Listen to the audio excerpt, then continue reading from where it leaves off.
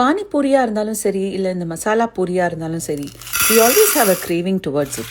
அதுவும் பெங்களூர் சைட்லாம் போயிருந்தீங்கன்னா இந்த masala puri is a staple food for them and அட்டகாசமாக இருக்கும். இது ரொம்ப ஈஸி பண்ணுறது அண்ட் ரொம்ப டேஸ்டியாகவும் இருக்கும்.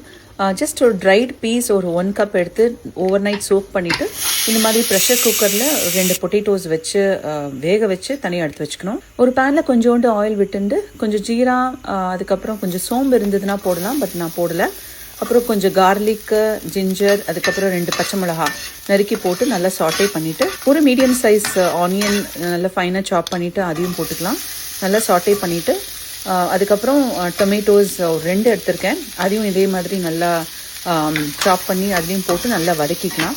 இது எல்லாமே நல்லா வதக்கிட்டு அரைக்க போகிறோம். ஸோ கொஞ்சம் பெருசாக நறுக்கினாலும் பரவாயில்ல, இட் டசன்ட் மேட்டர். இப்போ இதுக்கு தேவையான கொஞ்சோண்டு உப்பு, மஞ்சப்பொடி, காரப்பொடி, கொஞ்சம் தனியா பொடி, கரம் மசாலாவும் போட்டிருக்கேன். இது எல்லாத்தையும் போட்டு நல்லா சாட்டே பண்ணிவிட்டு கொஞ்சம் கொத்தமல்லி, ஒரு 15 to 20 மின்ட் லீவ்ஸ், இதை வந்து கேஸை ஸ்விட்ச் ஆஃப் பண்ணிவிட்டு அதுக்கப்புறம் போட்டுட்டு நல்லா கூல் பண்ணிவிட்டு இது நல்லா நைஸாக அரைச்சி வச்சுக்கலாம். இப்போ குக் பண்ணியிருக்கிற இந்த பொட்டேட்டோட ஸ்கின் பீல் பண்ணிவிட்டு இந்த பட்டாணியோட நல்லா மேஷ் பண்ணி அதையும் தனியாக எடுத்து வச்சுக்கலாம். இப்போ மேஷ் பண்ணும்போது ரொம்ப பேஸ்ட்டாக பண்ண வேண்டாம், 1-2 இருந்தால் அது போதும்.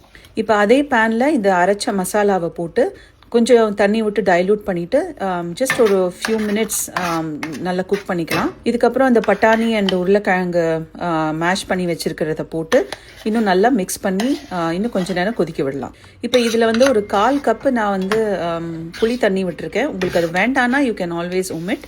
அதுக்கப்புறம் இதுக்கு தேவையான கொஞ்சோண்டு உப்பு, அப்புறம் ஒரு டேபிள் ஸ்பூன் போல் ஜாகரி பவுடர், இதையும் போட்டு நல்லா எல்லாமே சேர்ந்து நல்லா கொதிக்கட்டும். இந்த மாதிரி ஒரு 2 கொதி வந்ததும் மசாலா ஆஃப் பண்ணிடலாம். Now it is ready to assemble. இந்த மசாலாவை நீங்கள் முதல் நாள் கூட பண்ணி ஃப்ரிட்ஜில் எடுத்து வச்சுக்கலாம். Just on the day of serving heat பண்ணிவிட்டு இந்த மாதிரி பூரிஸை உடச்சி இந்த மசாலாவை இதுக்குள்ளே ஃபில் பண்ணி அப்புறம் உங்களோட ஃபேவரட் என்ன டாப்பிங்கோ அதை வந்து போட்டுக்கலாம். நான் யூஸ் பண்ண டாப்பிங்ஸ் ஆனியன், கொஞ்சம் கேரட், அப்புறம் கொஞ்சம் சிலாண்ட்ரோ, இம்லி சட்னி, அதுக்கப்புறம் கொஞ்சோண்டு சாட் மசாலாவும் போட்டேன். உங்களுக்கு சேவ் இருந்ததுன்னா அதையும் போடலாம், பட் நான் இல்லை அதனால போடலை. டாப்பிங்ஸ் வந்து வீட்டில் என்ன இருக்கோ அதுக்கேற்ற மாதிரி you can customize it in any way you want. இந்த மாதிரி மசாலா முன்னாடியே பண்ணி வச்சுட்டு இந்த மாதிரி பூரிஸ் எதர் நீங்கள் ஃப்ரை பண்ணியோ இல்லைன்னா கடையில் வாங்கி வச்சு ரெடியாக வச்சுருந்தீங்கன்னா இந்த மாதிரி கெஸ்ட்லாம் யாராவது வந்தாங்கன்னா டக்குன்னு இந்த மாதிரி பண்ணி கொடுக்கலாம்.